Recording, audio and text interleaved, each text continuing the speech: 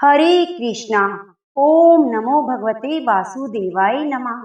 प्रिय भक्तजनों, संतजनों का कहना है कि कंठी निवि तुलसा व्रत करा एकादशी, अर्थात अपने कंठ में आप तुलसी की माला धारण कीजिए और एकादशी व्रत की श्रद्धा पूर्वक पालन कीजिए। प्रिय भक्तगणों, इस बार अजा एकादशी पक्ष वर्धनी महाद्वादशी है। भाद्रपद माह की कृष्ण पक्ष की इस एकादशी को जो भी व्यक्ति पालन करता है और इंद्रियों के स्वामी भगवान ऋषिकेश की आराधना करता है, व्रत कथा का श्रवण पूरी श्रद्धा के साथ करता है, उसके सभी पाप नष्ट हो जाते हैं और अश्वमेध यज्ञ के बराबर पुण्य फल की प्राप्ति हो जाती है। इस दिन किया गया कोई भी धार्मिक कार्य, जप तप दान अनेक गुना फल प्रदान करता है। भाद्रपद माह के कृष्ण पक्ष की एकादशी का नाम अजा एकादशी है। अजा का अर्थ है जिसका जन्म ना हुआ हो, प्रकृति शक्ति आजन्म अर्थात श्री हरि। इस एकादशी का व्रत करने वाले व्यक्ति को भगवान श्री हरि को पा लेता है और सदा सदा के लिए उसे भगवान श्री हरि की भक्ति प्राप्त हो जाती है। एकादशी के दिन 3 शुभ संयोगों का निर्माण भी हो रहा है। पहला तो यह है कि एकादशी का व्रत गुरुवार को है, जिससे इसका कई गुना ज्यादा महत्व बढ़ जाता है और इस दिन सर्वार्थ सिद्धि योग बन रहा है। तीसरा, पारण करने वाले दिन भी सिद्धि योग रहेगा, जो अनंत गुना फल देने वाला होगा। तो प्रिय भक्तजनों, आज मैं आपको सुनाने जा रही हूँ अजा एकादशी की संपूर्ण व्रत कथा। कहते हैं कि कथा को अधूरा छोड़ने से व्यक्ति के द्वारा किए गए पुण्य नष्ट हो जाते हैं। ऐसा पद्म पुराण के 10वें अध्याय के 11वें श्लोक में कहा गया है। इसीलिए भगवान श्री विष्णु का ध्यान करते हुए कथा को पूरा अवश्य सुनिए। अर्थ हैं, राधा रानी का नाम लेने से ही भगवान श्री कृष्ण की असीम कृपा प्राप्त हो जाती है। बरसाना में श्री राधा जी का एक मंदिर है, जिसके पास एक सेठ जी रहा करते थे। सेठ जी बहुत प्रसन्न थे। उनके पास सब कुछ था, आलीशान दुकान, भव्य भवन, 3 बेटे, 3 बहुएं। सेठ जी यूं तो हर तरीके से साधन संपन्न थे, लेकिन फिर भी उनके मन में बड़ा दुख था। उन्हें लगता था कि अगर उनकी पुत्री होती तो वे उनके मन की सारी बात अपनी पुत्री को बताते और पुत्री को बहुत दुलार करते। अब कुछ समय पहले ही सेठ जी की पत्नी का देहांत हो गया, इसलिए सेठ जी बहुत अकेलापन महसूस करते थे। सेठ जी हमेशा अपने घर के पास स्थित मंदिर में श्री राधा जी के दर्शन के लिए जाया करते। एक दिन जब सेठ जी मंदिर में राधा रानी के दर्शन करने गए, उस दिन मंदिर में एक संत पधारे थे। सेठ जी को कुछ उदास देखकर संत जी ने सेठ जी से पूछा, उदास क्यों हो बेटा? सेठ जी बोले, महाराज, मेरी कोई बेटी नहीं है, इसलिए मैं उदास हूँ। संत मुस्कुराए और बोले, यदि जीवन में किसी का अभाव है तो उसकी जगह भगवान को बिठा लेना चाहिए।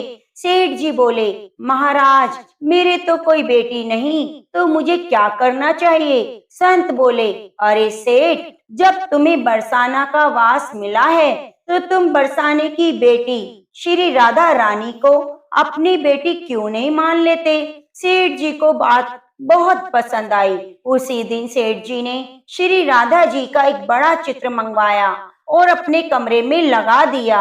अब तो सेठ जी का जीवन ही बदल गया। उठते बैठते सोते जागते श्री राधा जी को ही अपनी बेटी मानकर उनसे बातें करने लगे, उन्हें अपनी पुत्री की तरह प्यार करने लगे। सेठ जी की राधा जी में ऐसी लगन लगी कि जब भी दुकान जाते तो राधा रानी को भोग लगाकर प्रसाद पाकर ही जाते। शाम को लौटते तो राधा को प्रणाम करके उससे बातें करते, भोग लगाकर फिर प्रसाद ग्रहण करते। हर समय श्री राधा जी के राधा कीर्तन किया करते, हर समय प्रसन्नचित्त रहते। जब भी सेठ जी से कोई उनका परिचय पूछता तो सेठ जी कहते, 3 बहू बेटे घर में हैं, पूरी सुख सुविधा है, संपत्ति है, कृष्ण कृपा से जीवन पथ में कोई बाधा नहीं आती और मैं बड़ा बड़भागी पिता हूँ कि मेरी बेटी श्री राधा जी हैं। एक दिन सेठ जी के घर में चूड़ी पहनाने वाली मनिहारी आई। तीनों बहुओं ने बारी बारी से आकर मनिहारी से चूड़ियां पहन ली। श्री राधा जी को लगा कि आज हमारे पिता के घर में चूड़ी पहनाने वाली आई है, तो मैं भी जाकर चूड़ियां पहन लेती हूँ। जैसे ही तीनों बहुएं चूड़ियां पहनकर गईं, श्री राधा जी प्रकट हो गई। मनिहारी ने जब राधा जी का रूप देखा तो वह देखती ही रह गई। राधा जी बोली, मुझे भी चूड़ियां पहनाओ। मनिहारी ने समझा कि घर में कोई मेहमान आया होगा। यह सोचकर मनिहारी ने राधा जी को चूड़ियां पहना दी। राधा जी चूड़ियां पहनकर एक ओट में जाकर अंतर ध्यान हो गई। चूड़ियां पहनाकर मनिहारी हमेशा की तरह चूड़ियों का पैसा लेने सेठ जी की दुकान पर चली गई। मनिहारिन को देखते ही सेठ बोले, घर पर चूड़ियां पहना गई क्या? यह लो तुम्हारे पैसे। सेठ जी ने मनिहारिन को हर बार की तरह उतने ही पैसे दिए जितने देते थे। मनिहारिन बोली, सेठ जी इस बार मैं ज्यादा पैसे लूंगी। मैंने आपके घर में 3 नहीं 4 जनों को चूड़ियां पहनाई हैं। सेठ जी बोले, हमारे घर में तो 3 बहुओं के अलावा चौथी तो कोई नहीं है। मनिहारी बोली, यह मैं नहीं जानती, लेकिन चूड़ियां तो मैंने 4 को पहनाई हैं। सेठ जी बोले कि बाकी के पैसे मैं पहले घर में पता कर आऊंगा, उसके बाद दूंगा। मनिहारी बोली, ठीक है, आप घर में पता कर लीजिए। यह कहकर मनिहारिन चली गई। शाम को सेठ जी घर पर पहुंचे। उन्होंने घर में मनिहारी के बारे में पूछा तो बहुओं ने कहा, हम तीनों ने ही चूड़ियां पहनी थी। सेठ जी बोले, मैं भी कहूँ चौथा कोई नहीं है हमारे घर में चूड़ियां पहनने वाला। इस प्रकार सेठ जी भूल गए और अपने नित्य काम में लग गए। सेठ जी राधा राधा बोलते बोलते राधा जी को प्रसाद का भोग लगाकर भोजन करके सोने गए। जब सेठ जी को नींद आ गई तो स्वप्न में राधा रानी प्रकट हो गई। राधा जी उदास थी, उनकी आंखों में आंसू थे। सेठ जी ने पूछा, बेटी उदास क्यों हो? श्री राधा जी बोली, आज मेरा मन बहुत दुखी है। मैंने आज अपने पिता का घर समझकर यहाँ उस मनिहारिन से चूड़ियां पहनी थी, लेकिन पिताजी आपने मनिहारिन को मेरी चूड़ियों का मोल नहीं चुकाया। पिताजी आपने मुझे बेटी तो बना लिया, परंतु मुझे याद नहीं रखा।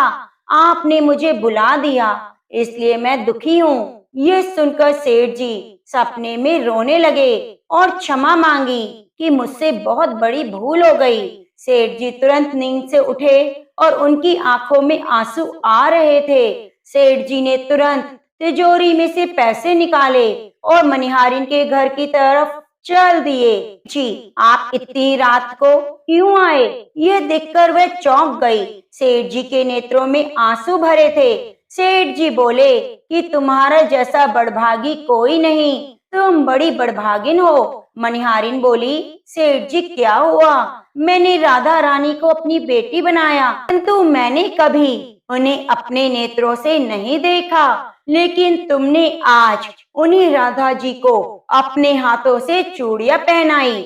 आज तुम्हारे जितना भाग्यशाली इस धरती पर कोई नहीं। मैं तुम्हें अपनी पुत्री की पहनाई हुई चूड़ियों का मोल चुकाने आया हूँ। यह कहकर सेठ जी ने रुपयों से भरी हुई थैली मनिहारिन के सामने रख दी और कहा, जो लेना है ले लो। जब मनिहारिन ने सुना स्वयं राधा जी चूड़ियां पहनने आई थी तो उनकी आंखों से आंसू की धारा बह निकली। मनिहारिन बोली, सेठ जी मैंने राधा रानी की चूड़ियों के पैसे आपसे कैसे ले सकती हूँ? राधा रानी तो इस बरसाने की बिटिया है और मैं बिटिया की चूड़ी के पैसे आपसे नहीं लूंगी। परंतु सेठ जी नहीं माने। सेठ जी ने रुपयों से भरी हुई थैली मणिहारिन के घर पर रखी और वहां से सीधे राधा जी के मंदिर को चले गए। उस दिन के बाद से सेठ जी कभी वापस घर न लौटे और संन्यास ले लिया। बाकी बचा जीवन राधा रानी की भक्ति में प्रेम से निकाल दिया। तो प्रेम से बोलिए, राधा रानी सरकार की जय हो, मेरे बाके बिहारी लाल की जय हो, तुलसी शालिग्राम की जय हो। अर्जुन ने कहा, हे पुंडरीकाक्ष, मैंने श्रावण शुक्ल एकादशी अर्थात पुत्र एकादशी का सविस्तार वर्णन सुना। अब आप कृपा करके मुझे भादो माह के कृष्ण पक्ष की एकादशी के विषय में बतलाइए। इस एकादशी का क्या नाम है, व्रत का क्या विधान है, इस व्रत का फल किससे प्राप्त होता है। श्री कृष्ण ने कहा, हे कुंती पुत्र, भाद्रपद माह के कृष्ण पक्ष की एकादशी को अजा एकादशी कहते हैं। इसका व्रत करने से सभी पाप नष्ट हो जाते हैं। इस लोक और परलोक में मदद करने वाली इस एकादशी व्रत के समान संसार में कोई दूसरा व्रत नहीं। अब तुम ध्यान पूर्वक इस एकादशी का महत्व श्रवण करो। पौराणिक काल में भगवान श्री राम के वंश में अयोध्या नगरी में एक चक्रवर्ती राजा हरिश्चंद्र नाम के राजा हुए। राजा अपनी सत्यनिष्ठा और ईमानदारी के लिए प्रसिद्ध थे। एक बार देवताओं ने इनकी परीक्षा लेने की योजना बनाई। राजा ने स्वप्न में देखा कि ऋषि विश्वामित्र को उन्होंने अपना राजपाट दान कर दिया है। सुबह विश्वामित्र वास्तव में उनके द्वार पर आकर कहने लगे, तुमने स्वप्न में मुझे अपना राज्य दान कर दिया। राजा ने सत्यनिष्ठ व्रत का पालन करते हुए संपूर्ण राज्य विश्वामित्र को सौंप दिया। दान के लिए दक्षिणा चुकाने हेतु राजा हरिश्चंद्र को पूर्व जन्म के कर्म फल के कारण पत्नी, बेटा और खुद को बेचना पड़ा। हरिश्चंद्र को एक डॉम ने खरीद लिया जो शमशान भूमि में लोगों के दाह संस्कार किया करता। स्वयं वह एक चांडाल का दास बन गया। उसने उस चांडाल के यहाँ कफन लेने का काम किया, किंतु उसने इस आपत्ति के काम में भी सत्य का साथ नहीं छोड़ा। जब इसी प्रकार उसे कई वर्ष बीत गए तो उसे अपने नीच कर्म पर बड़ा दुख हुआ।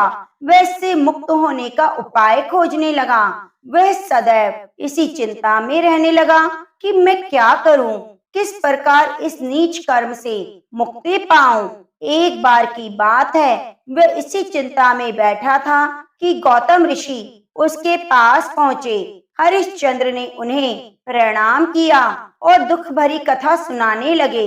राजा हरिश्चंद्र की दुख भरी कहानी सुनकर महर्षि गौतम भी अत्यंत दुखी हुए और उन्होंने राजा से कहा, हे राजन, भादो माह के कृष्ण पक्ष की एकादशी का नाम अजा एकादशी है।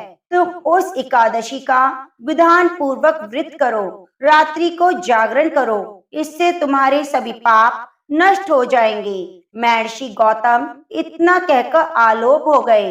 अजा नाम की एकादशी आने पर राजा हरिश्चंद्र ने महर्षि के कहे अनुसार विधान पूर्वक उपवास और रात्रि जागरण किया। इस व्रत के प्रभाव से राजा के सभी पाप नष्ट हो गए।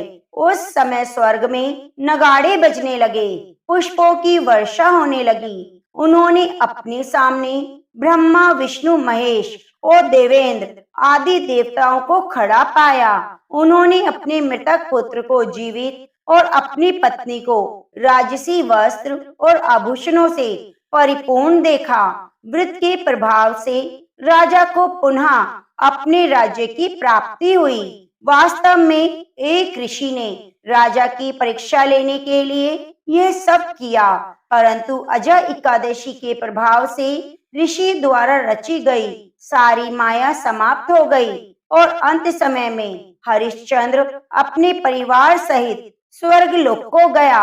हे राजन, यह सब एकादशी के व्रत का प्रभाव है। जो मनुष्य इस उपवास को विधि पूर्वक करते हैं, रात्रि जागरण करते हैं, सभी पाप नष्ट हो जाते हैं और स्वर्ग को प्राप्त करते हैं। इस एकादशी व्रत की कथा के श्रवण मात्र से अश्वमेध यज्ञ के फल की प्राप्ति होती है। तो प्रेम से बोलिए जय श्री कृष्ण, राधे राधे।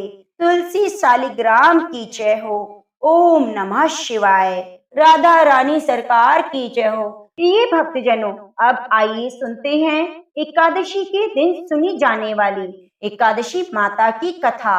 यह कथा सुने बिना व्रत कथा अधूरी मानी जाती है, तो इसे पूरा अवश्य सुनिएगा। एक बार एक बूढ़ी माँ ने एकादशी का व्रत रखा।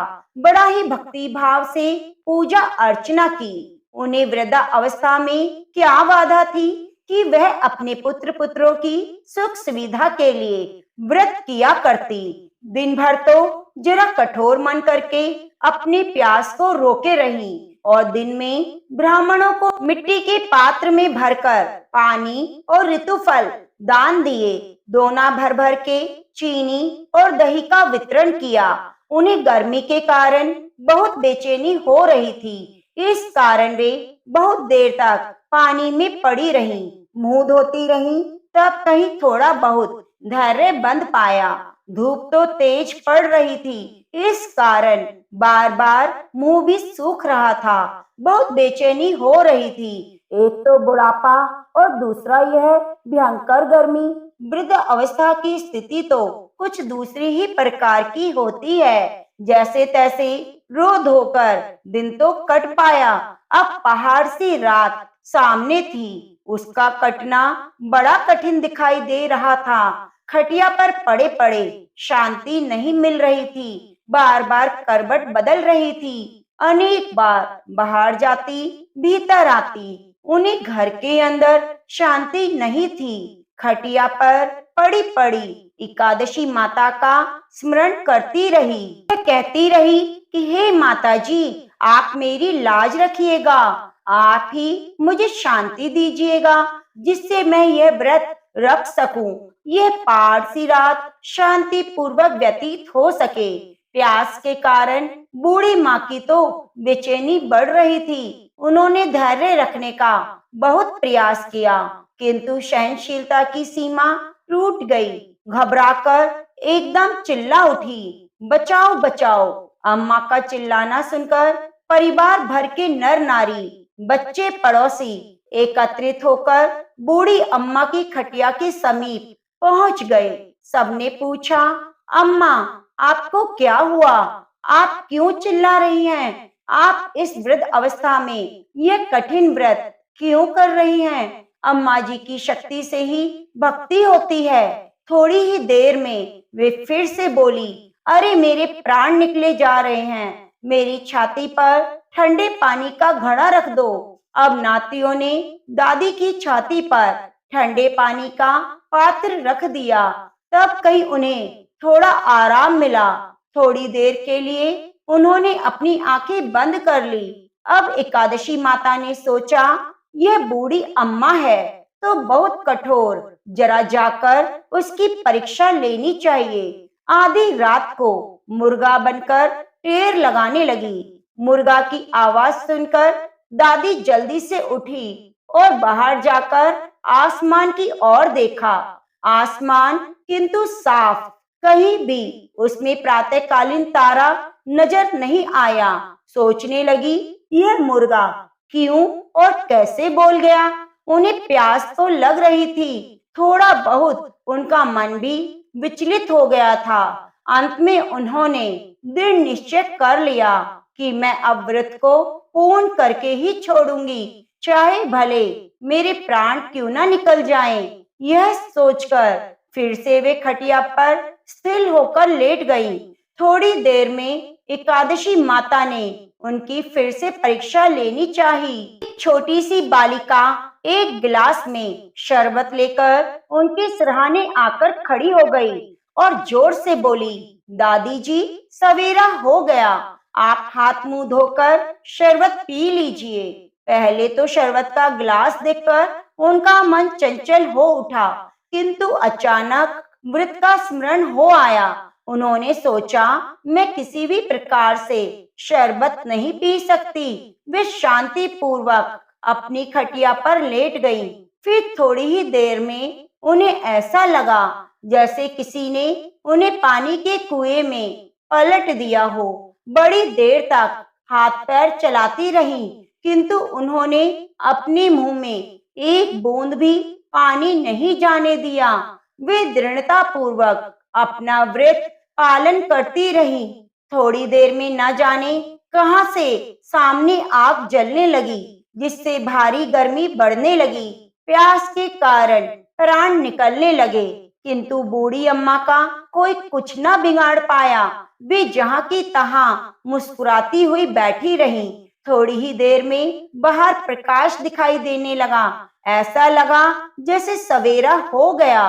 बूढ़ी अम्मा ने जब बाहर निकलकर देखा तो समझ गई अभी सवेरा होने में 3-4 घंटे की देरी है। यह जानकर शांति पूर्वक इधर उधर घूमने लगी। फिर एकादशी माता यह बात अच्छे से समझ गई कि बूढ़ी अम्मा किसी भी प्रकार से अपने व्रत से नहीं टल सकती। वे उसके सत्य व्रत को अच्छी तरह से समझ गई। अब सवेरा होते ही बूढ़ी माता ने स्नान किया, भगवान का पूजा पाठ किया, एकादशी की कथा सुनी, ब्राह्मणों को दक्षिणा देकर भोजन कराया। तब कहीं उन्होंने व्रत का पारण करके जल ग्रहण किया। कन्याओं को भोजन कराने के बाद अम्मा ने स्वयं भोजन किया। उस श्रेष्ठ व्रत के प्रभाव से बूढ़ी अम्मा की आयु में वृद्धि हो गई। उनका घर परिवार हरा भरा हो गया। अब उनको कोई अभाव न रहा। वे हर तरह के सुख साधनों से संपन्न हो गई। नाती नातिन से उनका घर भर गया। वे उसी दिन से 12 महीने की एकादशी का व्रत करने लगी। एकादशी माता के व्रत के प्रभाव से इस संसार में हर प्रकार के सुख भोग कर अंत में बैकुंठ धाम को चली गई। एकादशी मैया जैसे आपने बूढ़ी अम्मा और उनके परिवार को हरा भरा किया, ऐसे ही हम सभी की मनोकामनाओं को पूरी करना। प्रेम से बोलिए लक्ष्मी नारायण भगवान की जय हो। नमो नमो तुलसी महारानी, नमो नमो हर की पटरानी, नमो नमो तुलसी महारानी, नमो नमो हर की पटरानी। प्रिय भक्तजनों, तुलसी माता को हरि प्रिया कहा जाता है। जितना भगवान श्री हरि विष्णु सोने चांदी हीरे मोती रत्नों से प्रसन्न नहीं होते, उतना सिर्फ तुलसी दल से प्रसन्न हो जाते हैं। सच्ची श्रद्धा भाव से तुलसी दल से भगवान विष्णु की पूजा करने से मनुष्य के सभी संकट कट जाते हैं और मनोकामनाओं की पूर्ति होती है। कन्या थी, जब वह थोड़ी बड़ी हुई, उसको समझ आने लगा, तब से वह तुलसी माता की पूजा करने लगी। उसके प्रतिदिन का नियम था कि तुलसी माता की पूजा करने के बाद ही खाना खाती थी। जब वह कन्या शादी के लायक हुई, तब उसके माता पिता ने उसकी शादी करवा दी। कन्या को उसके माता पिता ने दहेज में एक तुलसी का गमला दिया। ससुराल में वे प्रतिदिन सवेरे उठते ही पूजा करती, फिर उसके बाद ही खाना खाने बैठती थी। उसकी 2 जेठानियां थीं, वे दोनों उसका मजाक उड़ाती, बड़ी नियम धर्म वाली बनती है। उन दोनों को उससे बहुत ईर्ष्या होती, इसीलिए वो दोनों तुलसी का गमला छुपा देती। जब वह कन्या बड़ी मुश्किल से गमला ढूंढ कर लाती, पूजा करती, फिर खाना खाती, वह गमला ढूंढ कर लाती, तो एक दिन उसकी जेठानियों ने क्या किया कि गमला ही दूर फेंक दिया। कन्या ने खूब ढूंढा, पर उसे गमला नहीं मिला। वे बहुत परेशान हो गई। उस दिन तो उसे खाना भी नहीं खाया। उसका नियम था। उस कन्या की सच्ची भक्ति देखकर तुलसी माता उससे बहुत प्रसन्न हुई और कमरे में तुलसी का गमला प्रकट हो गया। अगले दिन सुबह जब वह उठी तो क्या देखती है, उसकी खाट के चारों कोनों पर तुलसी माता का गमला आ गया है। यह देखकर वह बहुत प्रसन्न हो गई। अब मेरी तुलसी माता को कोई चुरा ना सकेगा। पूजन करने के लिए भी कहीं और जाना नहीं पड़ेगा। कोई मेरी तुलसी माता को फेंक भी नहीं सकेगा। वह तो जल्दी से उठकर स्नान करती, तुलसी माता का पूजन करती और खाना खाने बैठ जाती। तो जेठानियां मजाक करने लगी, लो देवरानी का नियम धर्म पूरा हो गया।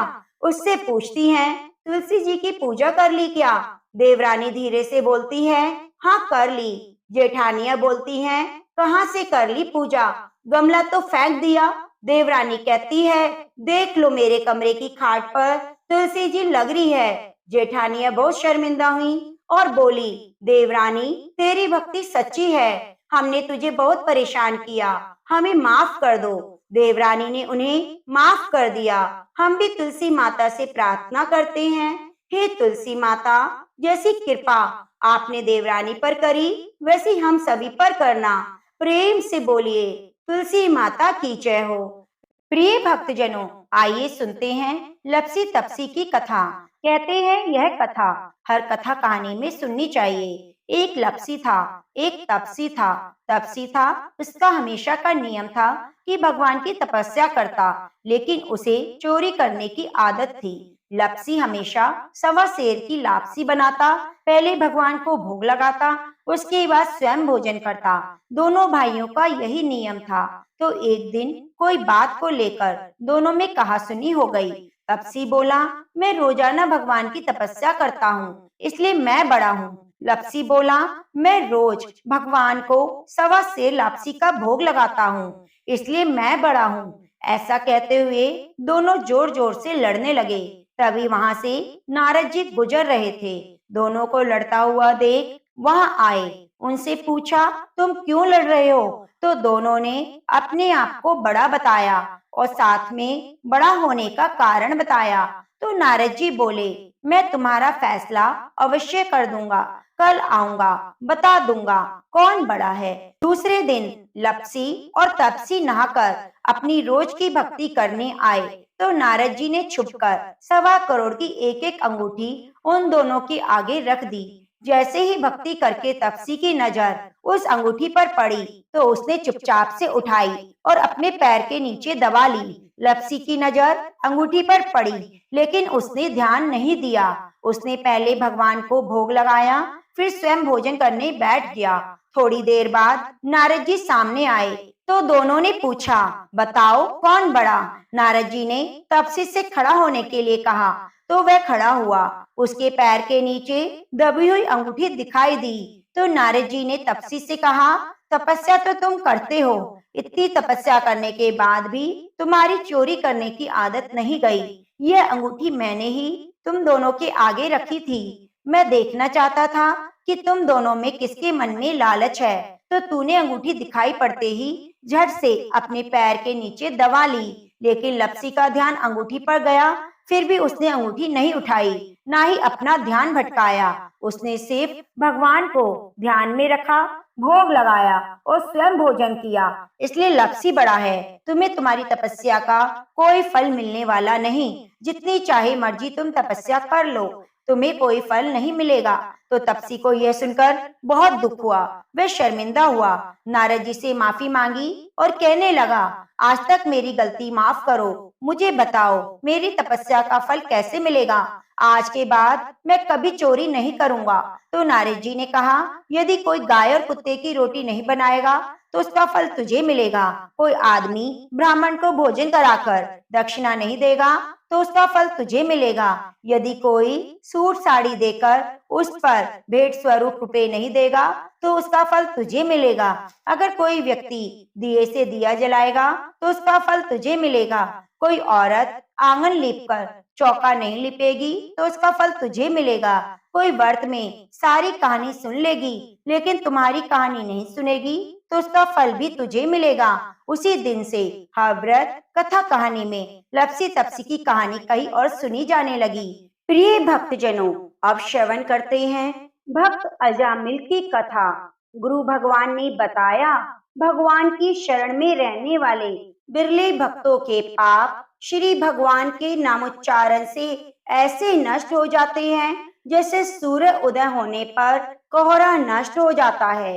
इन्होंने अपने भगवत गुण अनुरागी मन मधुकर भगवान श्री कृष्ण के चरणाविंद मकरंद का एक बार पान करा दिया। उन्होंने सारे प्रायश्चित कर लिए। वे स्वप्न में भी यमराज और उनके पाशधारी दूतों को नहीं देखते। इसी संदर्भ में कन्नौज के दासीपति ब्राह्मण अजामिल की कथा आती है।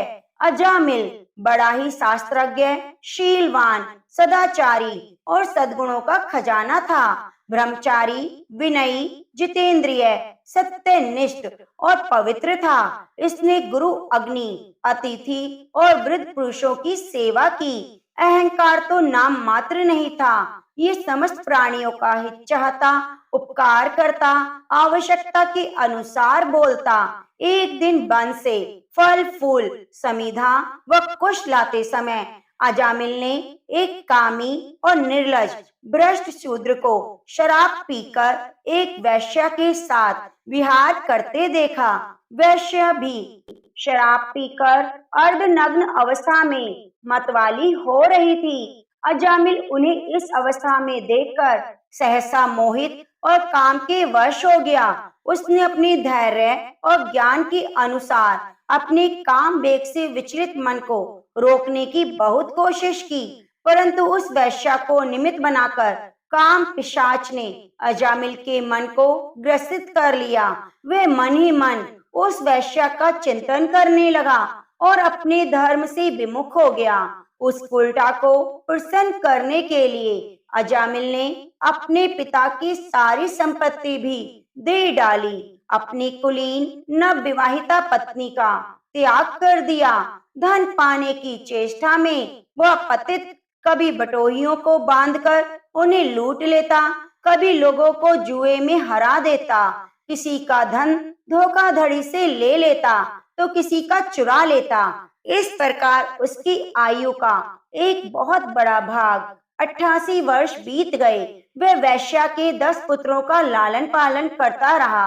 अजामिल के सबसे छोटे पुत्र का नाम था नारायण।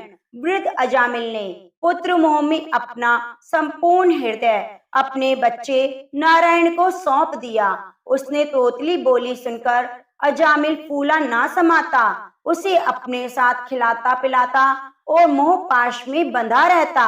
वह मूड इस बात को नहीं जान पाया कि काल उसके सर पर आ पहुंचा है। अजामिल की मृत्यु का समय आ पहुंचा। उसने देखा कि उसे ले जाने के लिए अत्यंत भयावह 3 यमदूत आए हैं, जिनके हाथों में फांसी की रस्सी है, मुंह टेढ़े मेढ़े हैं, शरीर के रोए खड़े हैं। उस समय बालक नारायण वहां से कुछ दूरी पर खेल रहा था। यमदूतों की भयावह छवि से व्याकुल अजामिल ने बहुत ऊंचे स्वर से पुकारा, नारायण नारायण।